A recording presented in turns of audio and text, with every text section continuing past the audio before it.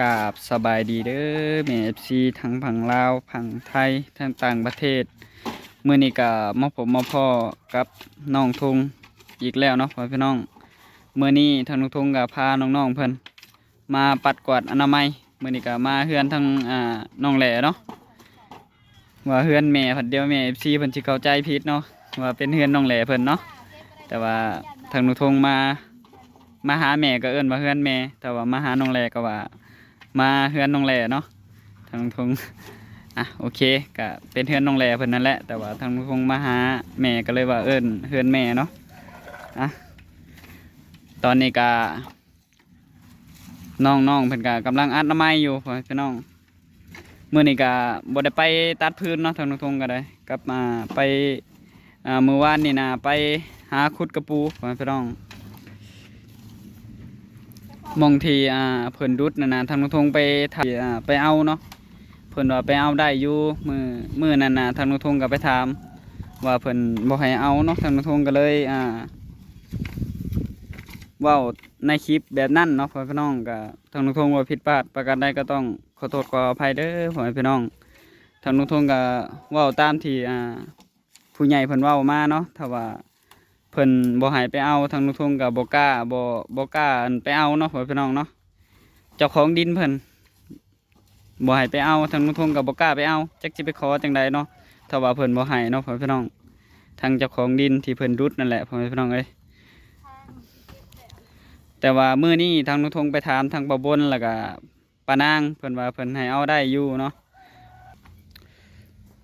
ว่าเพิ่นบ่ให้ตอนนั้นทางนุทงก็เลยบ่กล้าพี่น้องเอ้ยก็ทางทงว่าผิดพลาดประการใดก็ขอโทษขออภัยเด้อพ่อพี่น้องกับอันดับใหม่นี่เลยเนาะพ่อพี่น้องตอนนั้นก็คือว่าจบไปแล้วเนาะเรื่องนี้ก็แบบทางทงก็บ่ได้ถามละเอียดปานใดเนาะมีแต่ถามเล็กๆน้อยๆถามเรื่องว่าเพิ่นให้เอาหรือบ่ให้เอาเนาะมีแต่ได้ยินมาว่าเพิ่นบ่ให้เอาพ่อพี่น้องเอ้ยให้เอาแต่ผู้อยู่ใกล้ๆเนาะทางทงก็เลยเว้าไปตามนั่นพ่อพี่น้องเอ้ยทางทงก็เลยมาถามป้าบนแล้วก็ป้านางอีกเทื่อหนึ่งเนาะมื้อนี้ก็เลยเพิ่นว่าเพิ่นให้อยู่เนาะบ่ได้ไปเนาะมื้อนี้ก็ได้เมื่อวานนี้ก็บ่ได้ไปตัดพื้นพี่น้องเดี๋ยวมื้ออื่นเนาะสิพาน้องสาเพิ่นไปเอาพื้นแต่ว่าก็อาจจะบ่ได้ถ่ายคลิปเดี๋ยวสิเข้าไปหาน้องๆเพิ่นก่อนเนาะสบายดีน้องๆน้องทิ้งถ้วยพากันอนามัยมื้อนี้ก็ได้เห็นหกแห้งอะไรเนาะแถวนี้แต่ว่าแถว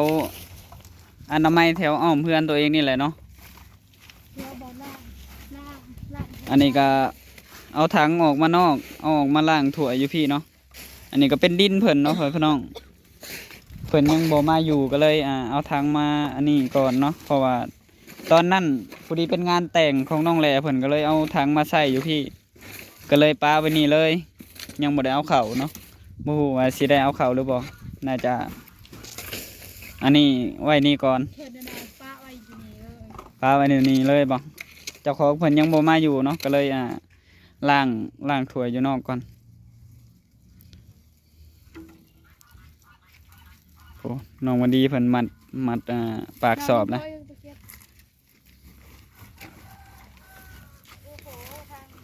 บันไดทางในเฮือนนะ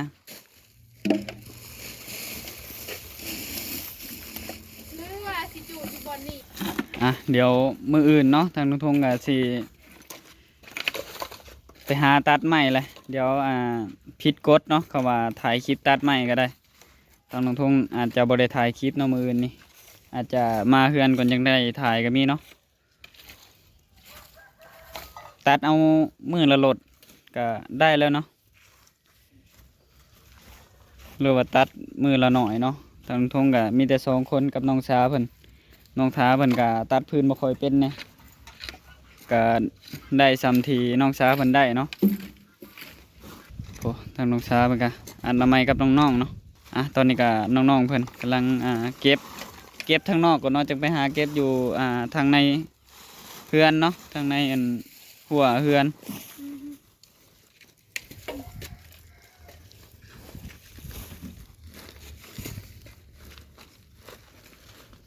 อ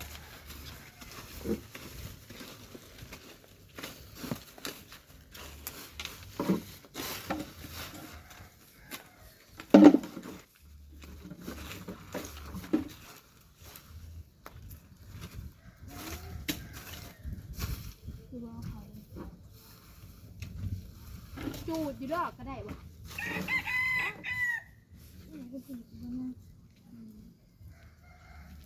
จูดอยู่หวังนี่ละสักอยู่ก่อนห้อยที่เราปลูกตัวเก่าเจ้าเขาคุณเบิด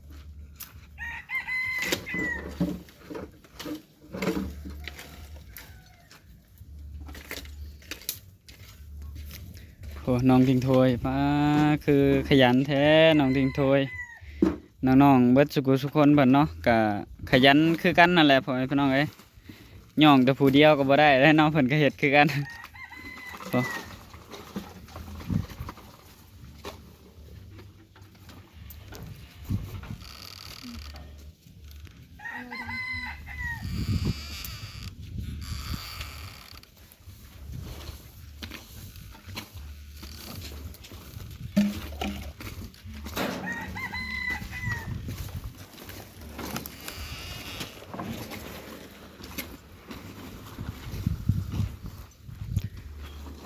ไปหาใครมาจูดมาหน่อยดิ คือสิบ่คือสิเอาสอบจูดเลยบ่นั่นน่ะหรือว่าถอกออกยังจูดถอกออกยังจูดเป็นอะไร ไปถิ่นอยู่น้ำสาง ฮะ น้ำสางอยู่เขาว่าให้ไปถิ่นอยู่น้ำสางอ๋อพาไปถิ่นอยู่น้ำสางก่อนในป่า เขา ก็ไปหาสอบมาอีกแล้วอันหนึ่งใส่เป็น หาสอบไปทิมอยู่ในป่าเปล่า เดี๋ยวนี้เก็บใส่รถตรงนี้สัก เก็บใส่รถซะบ่จูดก็ได้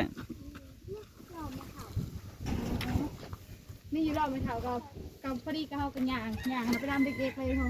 รอไม่อยู่อยู่บ่อนเขาไปหาเฮ็ดตอนนั้นน่ะบ่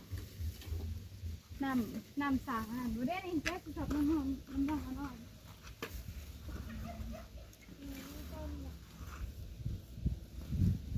เดี๋ยวเบิ่งไปแบ่งทางออกก่อน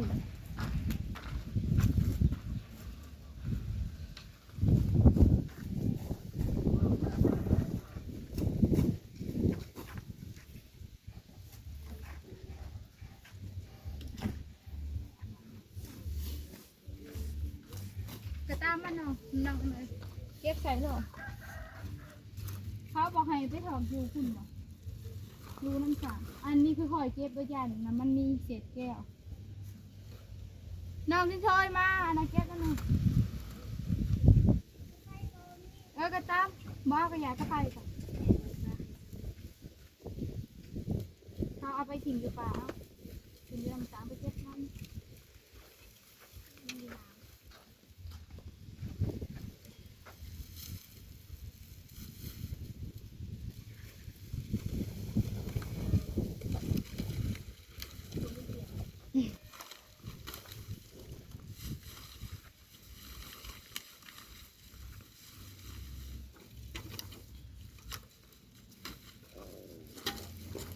คอยเก็บนอนที่ถ้อยเดียวระวังเก็บอัดมือ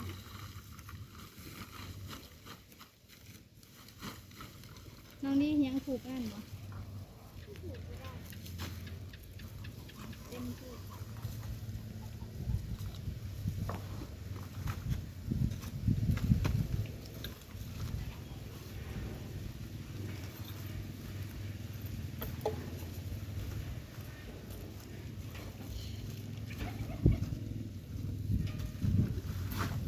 ไปถอดน้ำสางเท้าถอดออกไปเลย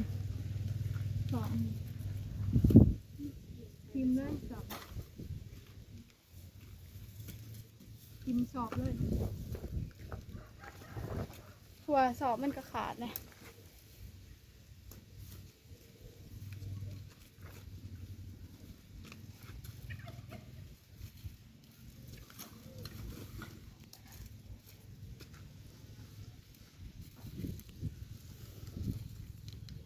ไปหา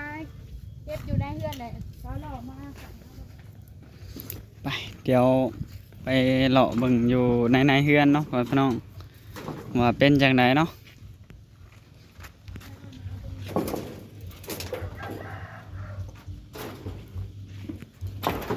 เมื่อวานนี่ก็พาน้องๆเพิ่นไปหาขุดกระปู เล่นอีกทางแคมเฮือนไปอยู่เลยทางแคมเฮือน โอ้มาเบิ่งพักทางพักของแม่เนาะพักแม่เพิ่นปลูก มีผักบัวแล้วก็ มันทิ้งโทษนะไปเก็บเอาทางแคมเพื่อนเอาเก็บเอา มีมักเล่นเนาะ ไปเก็บเอาทาง ผักบัวมักเล่นแล้วก็ เก็บเอาเศษน้อยๆนี่ ผักอีหยังวะนี่ น่าจะได้ดูต่อพักยังเกิดเขาดูพักหอมเสริม ผักหอมเสริม พักเสริมเลยก็ได้ อ้ายบ่ฮู้เนาะผักเสริมบ่ เดี๋ยวนี้เก็บเอาเบิดเด้อแถวนี้เด้อนี่เด็กๆใส่แล้วน้องทิ้งถ้วยมาเก็บในนี่ สะอ้อนอันนี้เด้โถมักเล่น น้องสาวเพิ่นจะอ้อนมักเล่นเนาะแต่ว่าทางน้องทงนี่บ่มากินปานใด ข่อยก็บ่มักได้แต่ข่อยอยากสะอ้อนซื่อ เห็นมันดกบ่ ๆโดย มักเล่นนี่ก็ดกเนาะแต่ว่าทางน้องทงบ่ค่อยมักกินปานใด พวกน้องได้ไปเก็บเอาน้ำน้องทิ้งโทษ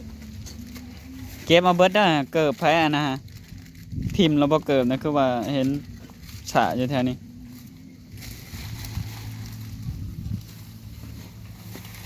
เสียงเพิ่นเปิดเพลงก็จักสิเขาหรือบ่ เพิ่นปีกเพิ่นเปิดเพลงอยู่ใกล้ๆเนาะทางน้องทงก็ว่าผิดแหล้วเนาะ ย่างเหลืออีกสอบหนึ่งมันน้องมีเนี่ย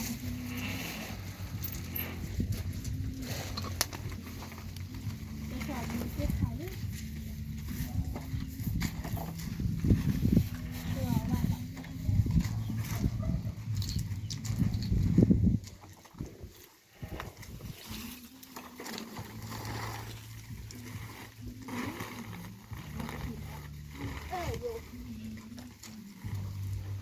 เพลงเพิ่นสิเข้าบ่นี่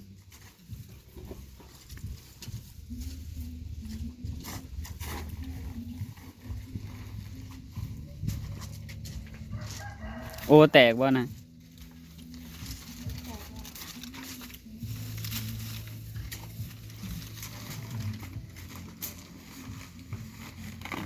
โอ้ทุงยางก็ขาดบ่มันสิเหี่ยก่อนบ่นะสอบนะสอบสิขาดแล้วเนาะ ปะก็แหละไปเอาอยู่นอกคือแล้วเขาก็อยู่ไปถิ่นปะไอ้ห้องใครเอาสิเอาทิ้งโทรกับพีบเอาได้บ่อยก่อนได้ทงไปถ่ายเอาน้องโมกระสอบเอาถ่ายหนูหล่อมา ย่อได้บ่น้องวันดีกับน้องดิงโทยบ่ก็ได้ติน่ะน้องดี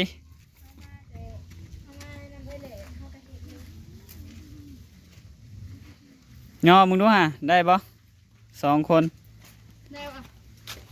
ป้าน้อง บ้าเก่งอะไรพวกไปแล้วไม่สอยน้องแล้วแม่น้องเล่น น้องพี่รอบเลย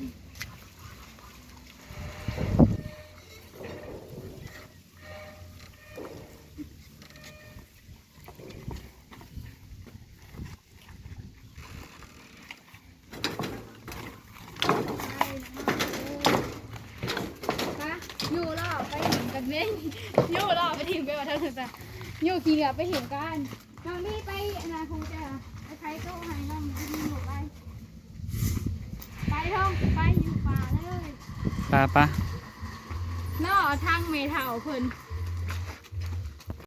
โอเคบาทนี่พวกน้องๆเพิ่นกำลังยู่ไปแล้วเนาะกำลังยู่อันออกไปทีมแหละเพิ่นบ่ให้จูดแถวนี้เนาะเดี๋ยวมันสิควัน เต็มล้อเลย ควันเข้าแถวเฮือนเพิ่นเนาะไปยู่ไปเพิ่นยังเปิดเพลงอยู่ใกล้ๆเลยเนาะยันเข้าคลิป ไปอยู่ถิ่มอยู่ป่าบ่อยเถอะ แม่นโอ้ยเกือบตกคุมไปเฮาก็นำไปมองทีมขี้เหงื่อพุ่นแหละ เอาดีๆได้สัตว์เข้าป่าได้ฮะป้าบ่เป็นบี้แตกแล้วบ่หลดนะคือว่าแกงแท้เบื้องนี้นะ นี่รถแตกแล้วบอกเลย บี้หลดแตกแล้วบ่จักนี่เนาะแกงงงเวงอยู่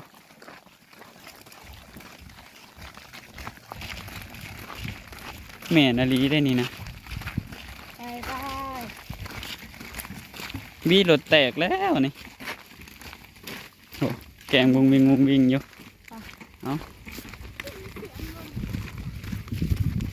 เสียงรถบอกไม่ใช่น้องน้อยเสียงกันนะ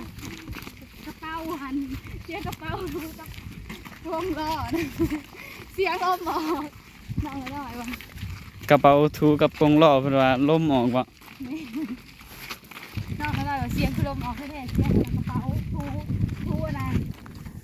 กระตีนล่อดิเขามันกี่พกแม่ในป่าเนาะบนทิ้งที่เนาะ เอาเดี๋ยวมีรางวัลให้คนขยันเนาะพ่อพี่น้องมีรางวัลต้องมีรางวัลให้น้องๆเพิ่นแหละ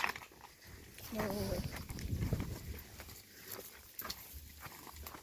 หาเก็บอนามัยแถวเฮือนเนาะท่านผู้ชมก็มีรางวัลให้เดี๋ยวสิสะไฟเพิ่นก่อนสะไฟทางน้องๆเพิ่นก่อนป้าตุ๊ทางเข่าพ่อพี่น้องเอ้ยทางเข่าอันทิมขี้เหงื่อเนาะ น้องดีก็ฮักงานแต่น้องดีย่าง โอ้เพิ่นตัดไม้บ่นี่นะตัดไม้ทับทางเข่าอันทิมขี้เหงื่อเลย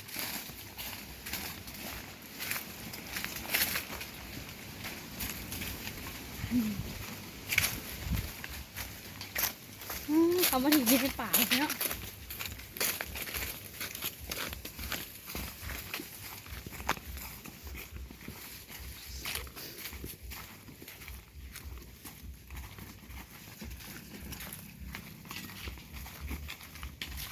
ยังหัวหอบอยู่เธอใกล้ชอดแล้วปะแล้วหาไม้ดังนั้นได้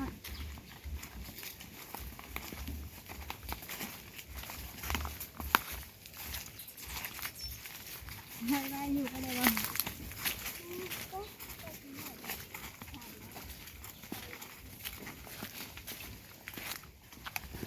แถวนี้ก็เพิ่นตัดไม้เนาะแถวนี้ก็ได้แถวเฮือนน้องแหลเพิ่นก็ตัดไม้อยู่ในป่าแถวนี้คือกัน อ๋อคนนี้บ้านนี่ที่ไหนบ้านนี่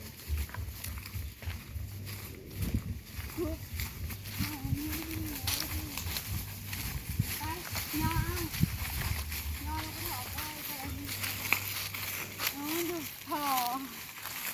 เดี๋ยวเพิ่นเฮ็ดทอหมองเงินทิมขี้เหงื่อเนาะ ระวังแก้วบาดตีนเด้อเอ้ามันสั่นเข่ากระโปรงหล่อเลยดีได้ได้ปะ โอ้ถือว่าใกล้เติมเน้องมองทิมขี้กันเหงื่อนี่ก็ได้ไกลอยู่ พิมพ์ลงไปก่อนของไปตรงนี้มาบ้านน้องนี่เอา สอบก็เก็บไว้ใช้ขี้เหงื่อบ่หรือว่าทิมเลย น้องนี่มาถึงเลยมันขาดไปแล้ว มันขาดไปแล้วมันพลอยไปแล้วเนาะมันพลอยไปเลยก็เลยทิมเบิดอันนี้ก็ขาดโอ้ปลาหนองที่ถ้วยมันคือแห้งแท้นะผมระวังเด้อระวังแก้วได้โอ้ทิมแป๊บเดียวเต็มพร้อมเต็มมองกันทิมขี้เหงื่อเพิ่นพร้อมมานี่สิบจูดเลยบ่ล่ะหรือว่าจังได จูดเลยได้ปะ เพิ่นให้จูดเลยบ่เฮาทิมมันก็ต้องเป็นผู้จูดเลยประจักนี่นะหรือว่ายัน ญาติน่ะมันลาม อย่ามันลามเอาลมพัด แต่ละเดี๋ยวเพิ่นจะมาปลูกเองน่ะ ลมมันพัดเนาะยันมันลามออกป่านี่แหละเพราะว่าลมแห้ง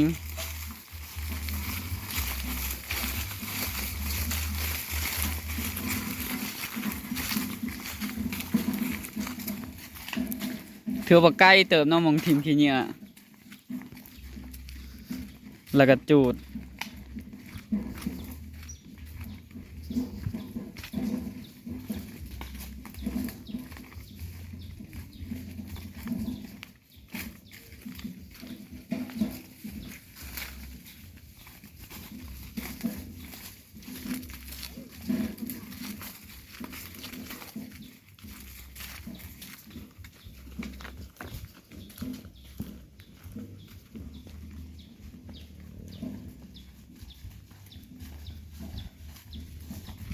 หายน้องๆเพิ่นเก็บเหงื่อสีมีแนวหายน้องๆเพิ่น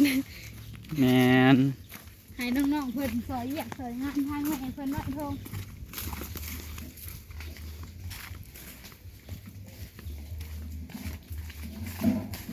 ไปเดี๋ยวไปพอกันอยู่เพื่อนเนาะอ๋อน้องพี่ช่วยเป็นอยู่รอ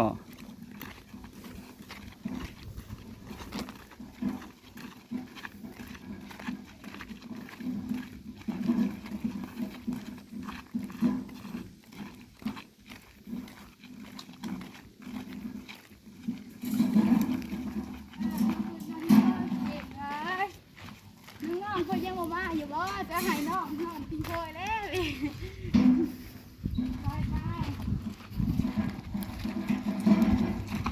อ่ะเดี๋ยวมีของขวัญมาให้น้องเนาะก็ให้น้องเพิ่นมานั่งโฮมๆกันอยู่นี่พ่อแม่พี่น้องเอ้ยก็เงินทางน้องทงซื้อเองเนาะอันนี้เนาะขนมจำนวนนี้ สองศพ แมนศพ2ศพแล้วก็ซื้ออันนี้นะเบิดไป50เท่าใด52,000เบิดไป52,000ซื้ออันนี้มาให้น้องเพิ่นอนามัยแถวเฮือนนี่เนาะอ่ะเดี๋ยวเอาให้ ป้องไว้นี่แหละ เดี๋ยวเอาให้น้องเพิ่นเลยเนาะ เด้อ เอา ป้องไว้นี่นะ เอาขอบใจอ้ายแหน่อย่าเข็นน้องขอบใจได้นี่ น้องอันดี้เคินแล้ว ใช่เลยขอบใจด้วยฮะ ฟันไหม ขอบใจทั้งเมฟซีที่หับส้มผมเนาะเมฟซีเพิ่นแพงน้องทิ้งถ้วยเพิ่นได้นี่นะ นึกไว้ โอ้ตอนนี้ก็เอาขนมมอบให้น้องเลยเนาะโอ้ตอนนี้ก็สิได้จบคลิปแล้วพ่อแม่พี่น้องเอ้ยเดี๋ยวเอาขนมให้น้องเพิ่นเรียบร้อยแล้วเนาะเอาโอเคเนาะพ่อแม่พี่น้องโดยตอนนี้ก็ถือว่าให้น้องๆเพิ่นอนามัยแถวนอกแล้วก็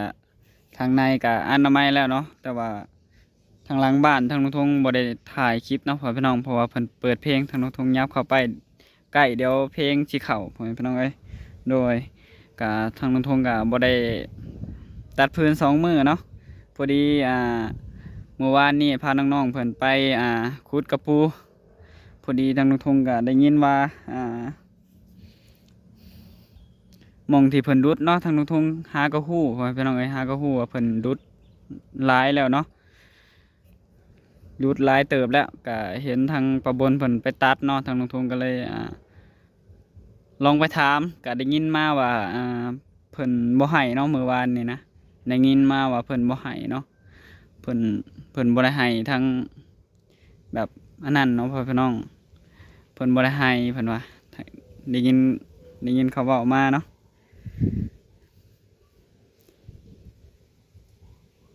ก็เลยมาถามเบิ่งประบนมื้อนี้ก็พอดีได้ยินเราว่า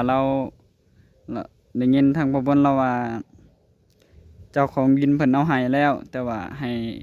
ไปขอเนาะพี่น้องตอนแรกทางน้องทงก็คิดว่าเพิ่นบ่ได้ให้คิดว่าให้ผู้ที่เพิ่นชื่อดินอยู่ในหันเนาะทางน้องทงก็เลยเว้าไปตามนั่นเนาะพี่น้องต้องขอโทษขออภัยเด้อเนาะพี่น้องเบิดทุกคนเนาะ